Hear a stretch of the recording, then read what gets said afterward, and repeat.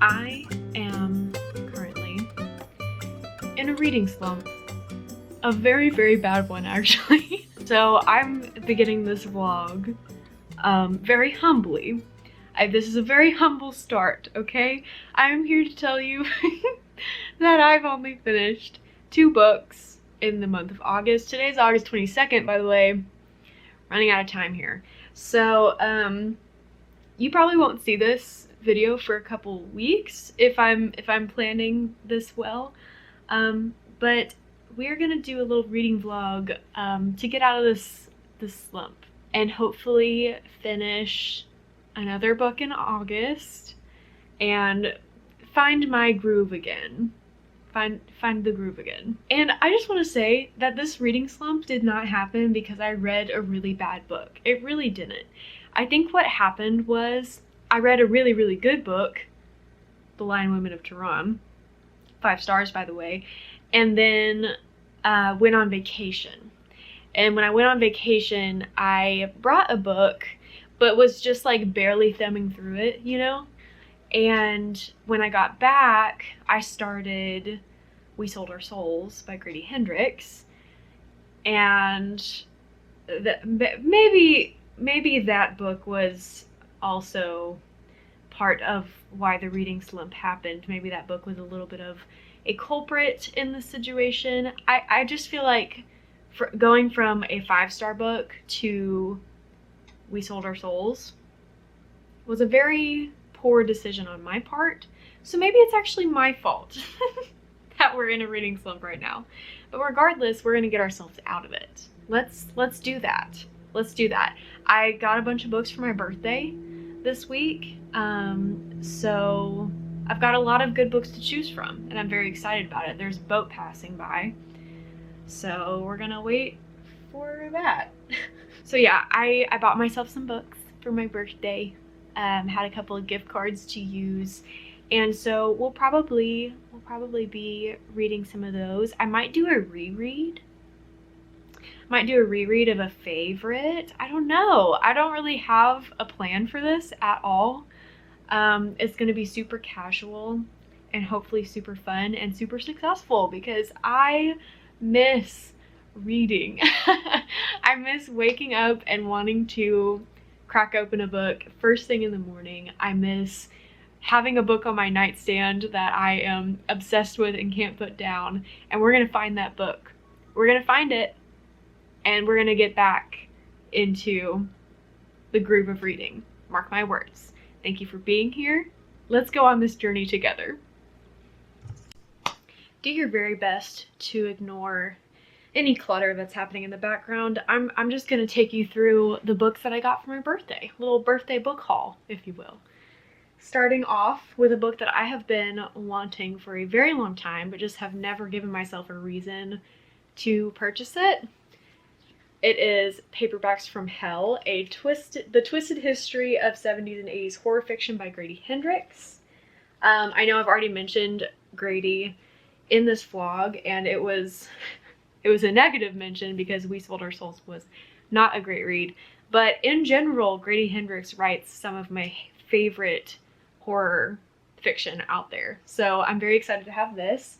I also purchased, this is going a little bit out of order here, but I also finally picked up a copy of the Southern Book Club's Guide to Slaying Vampires, which is probably among my favorite horror books ever in the world, and definitely one of my favorites from Grady Hendrix. So I'm very excited to have that. I'll probably reread it pretty soon because I really would like to annotate it, because whenever I read it originally, I had a library copy, so obviously writing in the book would have been frowned upon, so that's why I purchased it. We also have Horror Movie by Paul Tremblay. This was kind of an impulse purchase because I've heard a lot of mixed reviews on this one, but the thing that gets me about this one is that it is among the cursed film genre, a little bit of lost media. I don't know if it's really technically found footage per se, but just any type of media horror grabs my interest very quickly, and so I'm interested to see what I think of this because it does get so many mixed reviews. So we'll see. And also, I usually don't like sprayed edges like at all, but this one, look at the little people in there. It's probably not going to focus, but this one I actually really like. It makes sense. It matches the cover well enough that it doesn't like take away from the cover of the book. So these sprayed edges were done very well. I also got, totally different genre here, Beartown by Frederick Bachman, the first in the Beartown series. I really don't know much about the plot of this series at all, except it follows a small town sports team. And it's extremely tragic. So I expect to be bawling my eyes out by the end of this book, and probably just in every book in the series. I've heard great things, so I'm excited to get into it. I'll probably read this one in the winter though. I also got my hands on Babel finally. This is a very intimidating read for me because it's pretty thick. It's historical fiction, which is not always successful to me, and it's got some like fantasy elements in there from what I know. But I do think that I'm going to like it. I think that I'm going to like it better than I liked The Secret History by Donna Tartt, which is another dark academia fiction. And this is also dark academia. I don't think I said that.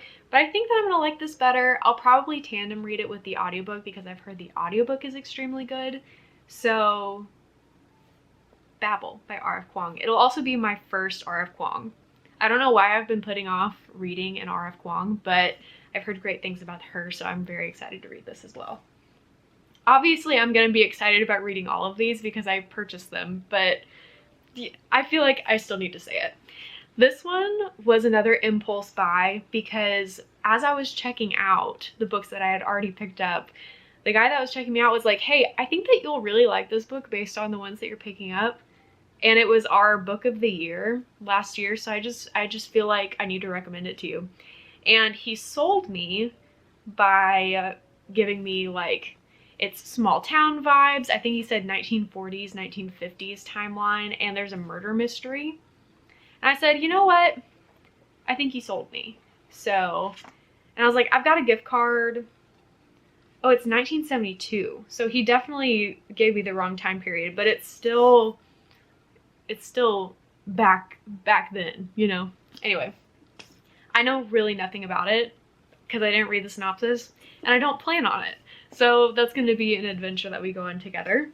I also got First Time Caller by B.K. Borison. I wanted to pick up Lovelight Farms, but the bookstore that I was at did not have the first book. So I just figured I'd go ahead and grab this one because I've heard great things about it. A lot of people are saying that it's one of their favorite romances of the year. It's Sleepless in Seattle inspired, and I love that movie.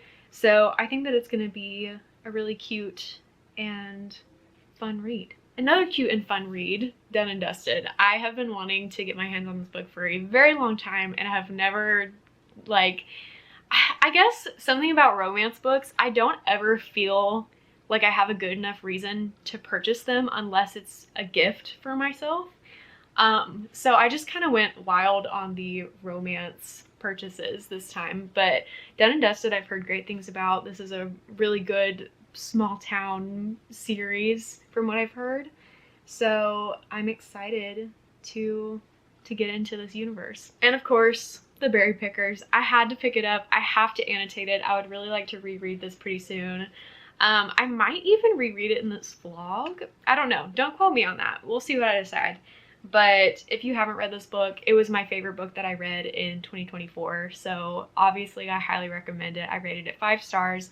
The audiobook is excellent. I have not read it print version, so I don't know how the print experience is going to compare, but I'm sure it's going to be lovely. So highly recommend. And then we got Hum, which I got for 50% off. So I was like, yeah, let's go for it. This one is dystopian fiction. It has a lot to do with global warming and technological advancement. I think AI is kind of a big thing in this book. Again, didn't really read the synopsis because I try not to do that. I like going into books blind. But it's like surveillance horror, and it explores themes of marriage, motherhood, and selfhood in a world compromised by global warming and dizzying technological advancement, a world of both dystopian and utopian possibilities.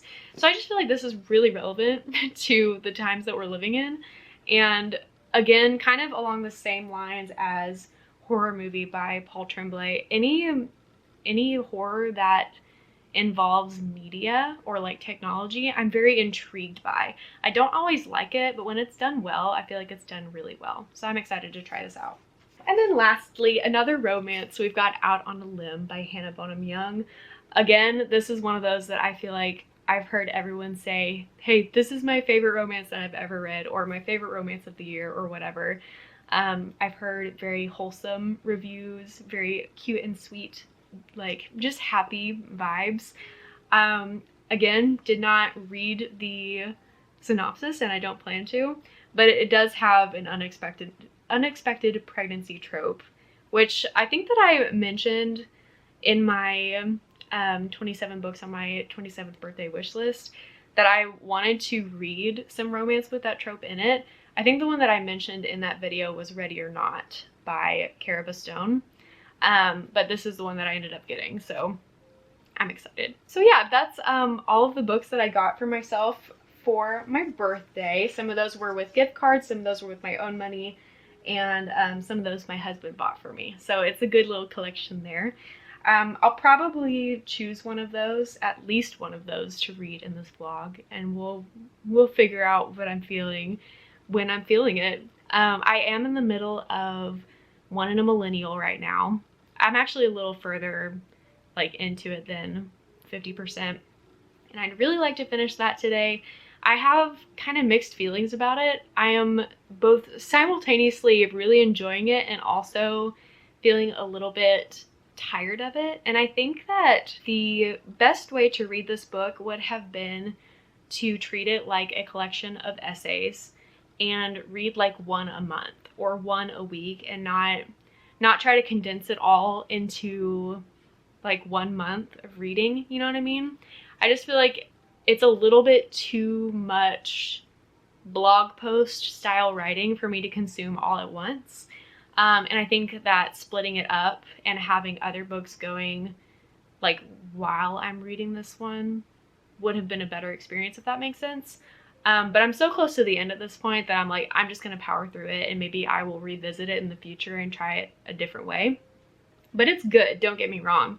I have enjoyed it, but the writing style just would have been better if I had taken like a spoonful of it at a time instead of like eating the whole thing in one bite. You know what I mean? I don't know. That's kind of a weird analogy, I guess. But those are the vibes.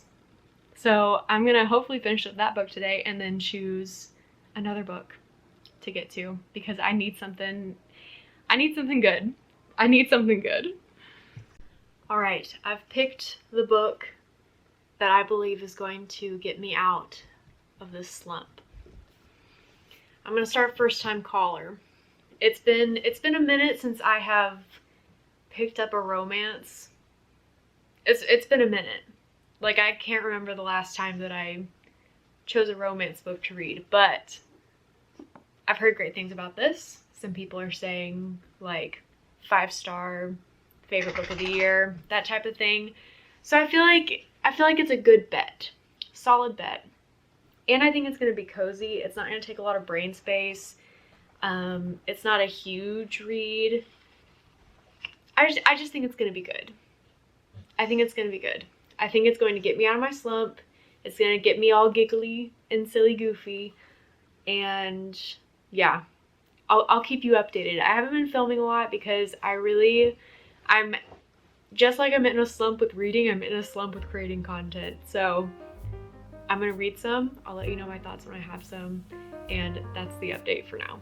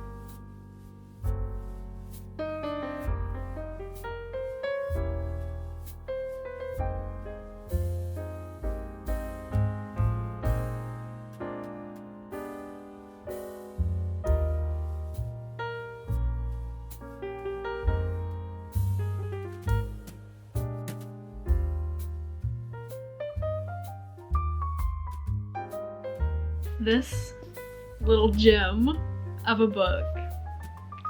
Oh, it had me giggling. It had me kicking my feet, had me squirming. It was good. It was so good. I debated on whether or not I was gonna rate it 5 stars because typically my romance reads are not 5-star books. Typically we're seeing like a 4, maybe 4.5 for romance. This book is 5 stars. This book is 5 stars. It was so cute. It was so cute. It had like the perfect amount of tension. I loved the characters. I thought they were great. The main character, the main girl character is Lucy.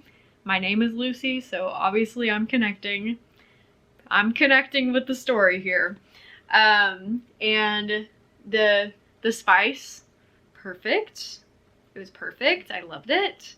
It was a good time. And it was just enough of Sleepless in Seattle without it being like a carbon copy. I think I've said before with the Pumpkin Spice Cafe book, which I rated pretty low. I think I rated it 3 stars when I read it. That was too copy and paste Gilmore Girls for me to really feel like it was a separate story. And so therefore I wasn't really a big fan because it just felt like I was reading Gilmore Girls with different names. This was not like that. It was not Sleepless in Seattle with different names. It was its own thing. It was definitely inspired by Sleepless in Seattle, but it was like the perfect amount of paying homage to the movie. And it was great. I'm also on a big radio kick right now. I'm like kind of hyper fixated on radio shows. So this just felt relevant to me right now, but it was so cute. I didn't think that it was too long. Sometimes with romance, if it's anything over like 350 pages, it can start to feel like it's puttering out, it's getting slow. You're kind of just waiting for the conclusion. But with this one, I genuinely could have read like 100 more pages of it. I couldn't get enough. The first, like probably 25% was a little bit slow just because you're kind of just starting to get into the story. But even with the slowness, I was into it. Like I was invested. I didn't feel like I was bored. And then once the characters kind of start to admit feelings for each other, could not put it down. It was so fun. Such a good time. I'm so glad this is my first read of the month. That feels really good. I feel so much more energized about reading. So we're already climbing out of the slump. It's already working. I'm also listening to the audiobook for Detransition Baby by Tori Peters. And I've been loving that as well. It might end up being 5 stars, or if not 5 stars, it's going to be close. I'm about 85% of the way through that right now. And I'll probably finish it tomorrow because I'll be driving. So that I'll have a long enough commute that I can get through that last little bit and then I can tell you what I think about it. But we're making progress, guys. We're making progress. I think for my next physical read, I'm going to start The Lovely Bones and see if I can get into a little mystery vibe. And yeah, that's the update. Definitely, highly recommend that you read First Time Caller. It's so very good. Also highly recommend that you read Detransition Baby if you haven't. The audiobook has been really good so far. I feel very invested. I feel like I followed the plot pretty well. Even though it's kind of on the longer side of audiobooks, I don't feel like I've gotten lost in the details too much. So I think that the narration is very good. The pacing is good. I recommend it.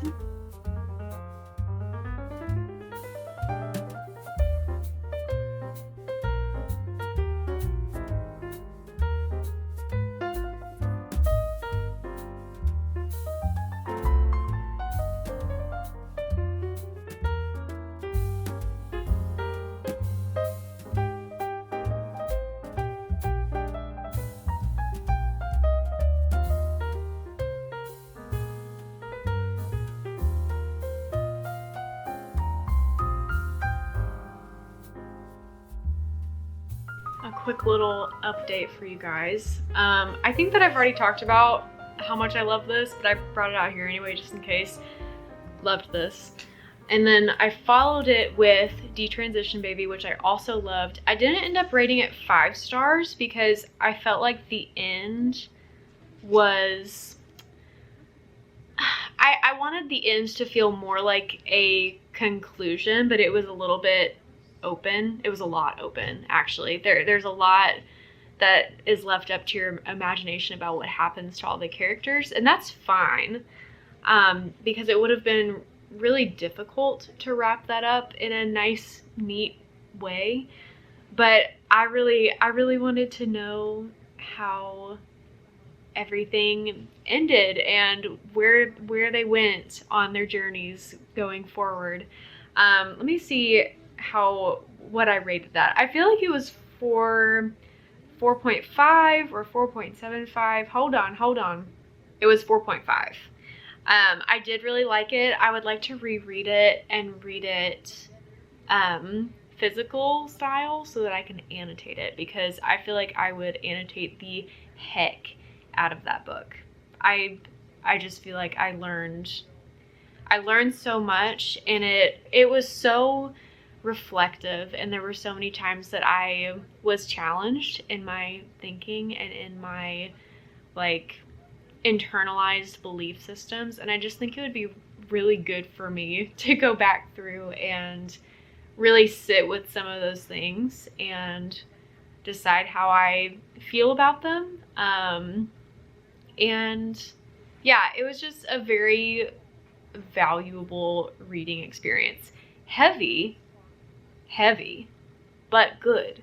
Also, the sun is going in and out. It's a cloudy day, so I apologize for the lighting shifts. Next up, I started reading The Lovely Bones and read this in 2 sittings. Oh my god, Clover. You can't do that right now. I just jumped out of my skin. Hey, I see him. I started The Lovely Bones, read it in 2 sittings. Another really, really heavy read. Like, I'm talking trigger warnings galore with this one. I watched the movie years ago, so I already knew the story. I kind of knew the outcome. However, the book does have some differences to the movie, and so it was kind of a new reading experience. I think that in a lot of ways I liked the movie better, and I'm not sure if that's because I watched it first or because it's genuinely better. But regardless, this is a 4-star read for me. I considered rating it higher, but there were times that the pacing was a little bit slow, and even though I was still invested, I was wanting to move forward. I wanted the case to be closed, you know what I mean?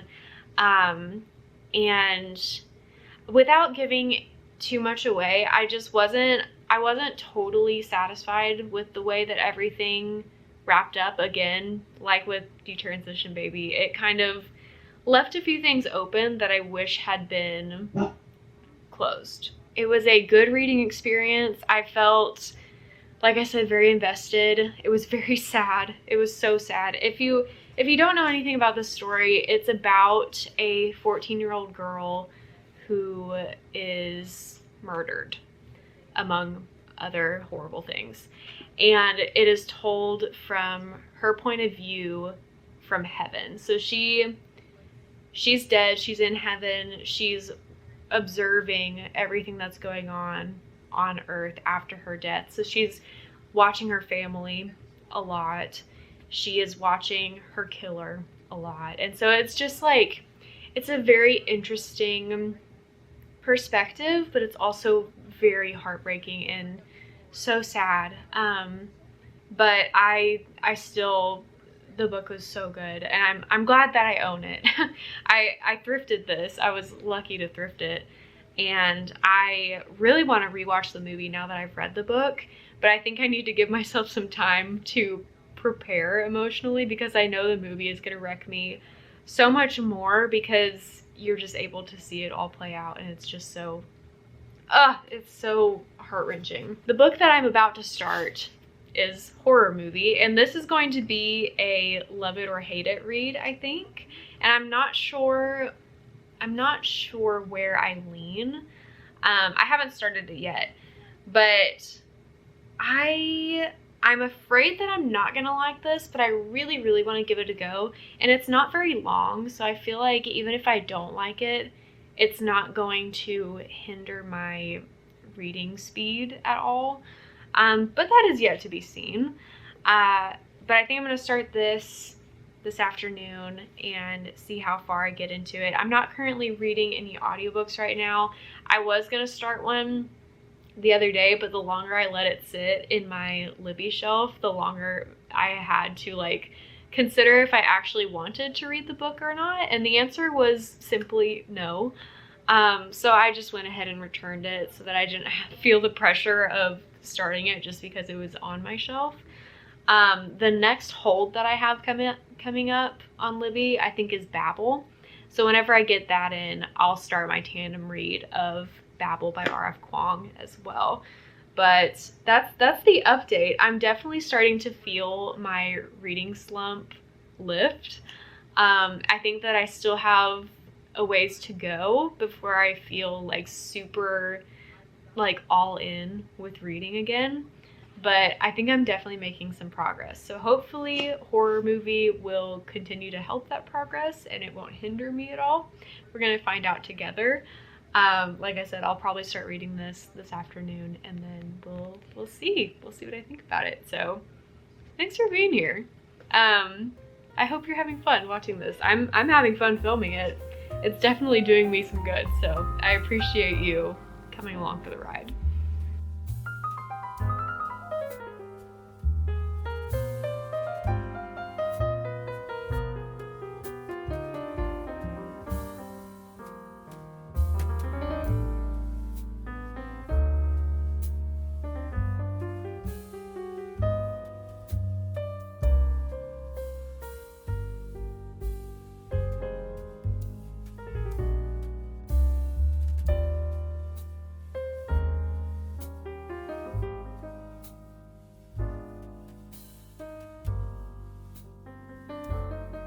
I'm gonna have to go fast because my battery light is blinking at me, but so far I'm liking this. I'm not totally sold on it yet, but I am intrigued.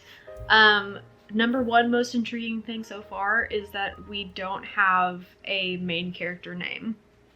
Even the other characters that interact with him call him the weird kid or the thin kid, which is his character in the movie. So that's very interesting and mysterious. And the tone of this book so far is just mysterious. Like, I feel like I don't have enough information to really know what's going on, and I think that's intentional. So I'm intrigued. I'm gonna keep reading. My battery's about to die. Forgive me for the small update, but that's what you're gonna get so far. I'm intrigued. I'm liking it. I could end up loving it or hating it by the end, and we're gonna find out together.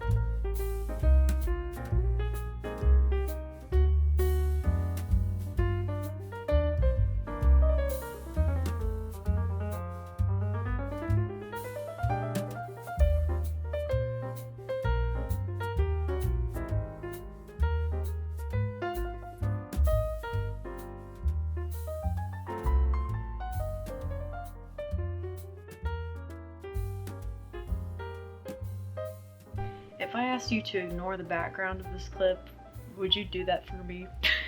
Because when I tell you that every filming corner that I normally film in is messy and needs to be cleaned, I mean it. And I just need to film this clip because I need to talk about this. I have to talk about this right now with you. I think I'm leaning into the I loved it side with a little bit of hesitation because the pacing wasn't my favorite. I don't usually like a slow-paced book, and there were bits of this that felt very slow to me, but that doesn't change the fact that I was very invested. I was invested the whole time. It was very mysterious. Like I think I said that earlier. The general vibe was just mystery and intriguing, and it always felt like there was something being hidden from us, whether that be with the screen, what do you call it, the screenplay, the script. When you're reading the script, which is a mixed media element, things are being like skewed in a certain way so that you see it a certain way, and that makes it just really interesting and captivating. But then you're also experiencing this story from the point of view of a narrator that you don't ever know his name. Nameless narrator who has weird vibes. He is Weird Kid, which is originally what his friends were calling him. And then later he's cast as the Thin Kid in the movie. And so you never know his name. You only know him by Weird Kid or his character name, the Thin Kid. And so our main character just has a mysterious persona, and he really leans into that to the point where he takes method acting to a level that I have never seen before, and it's weird and kind of disturbing, and it gets progressively more disturbing as you continue through the story. The ending, I don't even know what to think about the ending. The thing about this book, I was trying to explain this to my husband. One, it's a hard book to explain, but two, I feel like the way this book was written, it was very purposeful, and I can tell that there was a lot of intentionality behind the writing of this. But the way that it was written, you're going from knowing these characters as directors, actors, producers, but then also knowing them through the eyes of the script. But most of these characters have the same name in the script as they do outside of the script, like as real people. And so I was starting to experience this, like, I'd never really know if they're acting as their real person or acting as their character, and like the decisions that these characters are making, is that because their movie character would make that decision or because they in real life would make that decision, you know what I mean? And the lines are extremely blurred with our main character, like I've already said, but I think that's true for the rest of our characters that were in the movie as well. I don't know. It's so hard to explain. It's so hard to explain without giving anything like significant away. Would I recommend this book? Yes.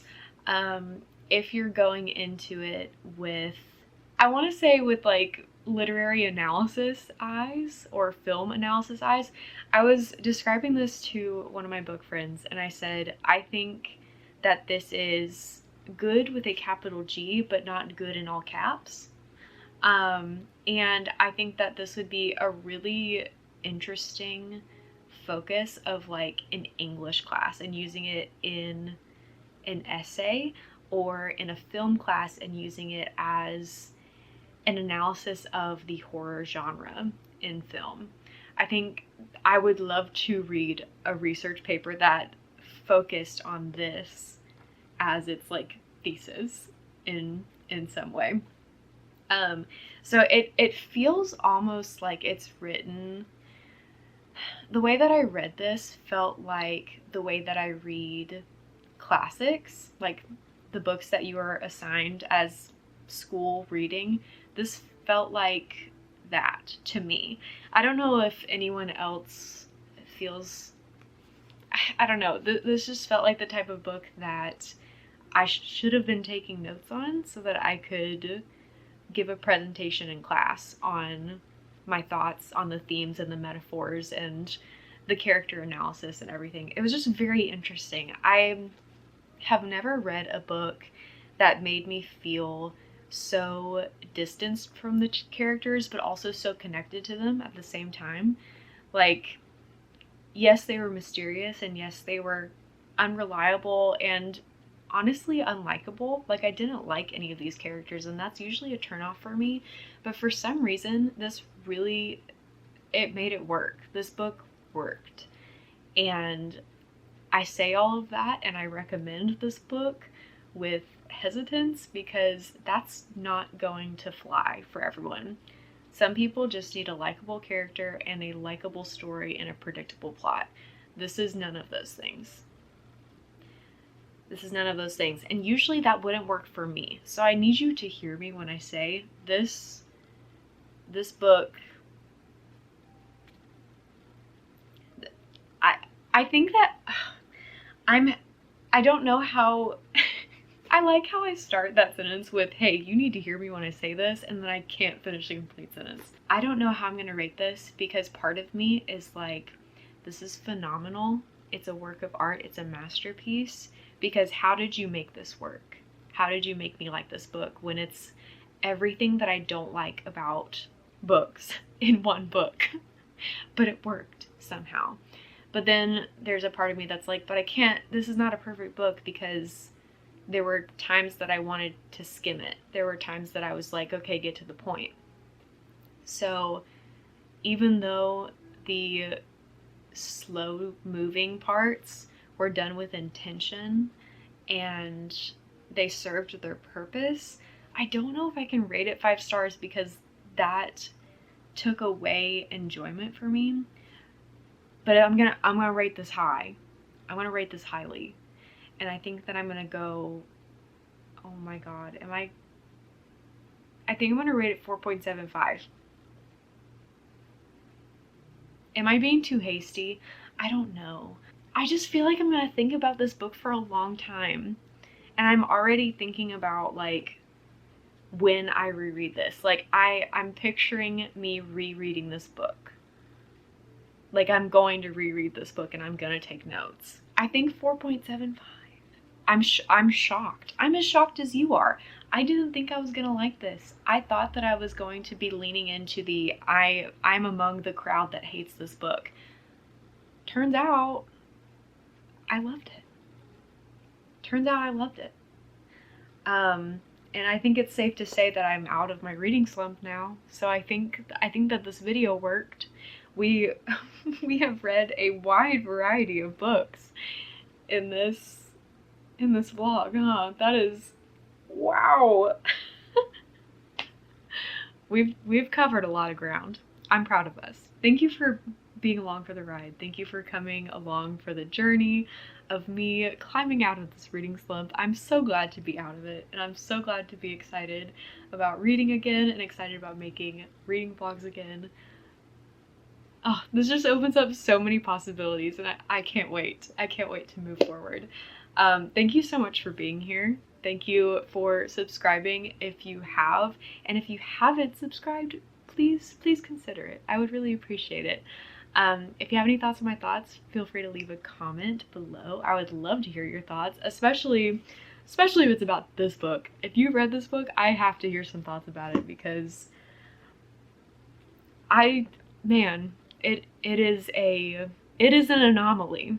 That's the word I'm looking for, anomaly. It's a weird one. It's a weird one, but it works. If you liked this video, feel free to give it a like. I would really appreciate that as well. I have no idea what I'm planning for next week, so I don't know, you'll have to stick around to find out with me, I guess. That's it. I'm rambling now. I love you so much. I'll see you next time. Bye!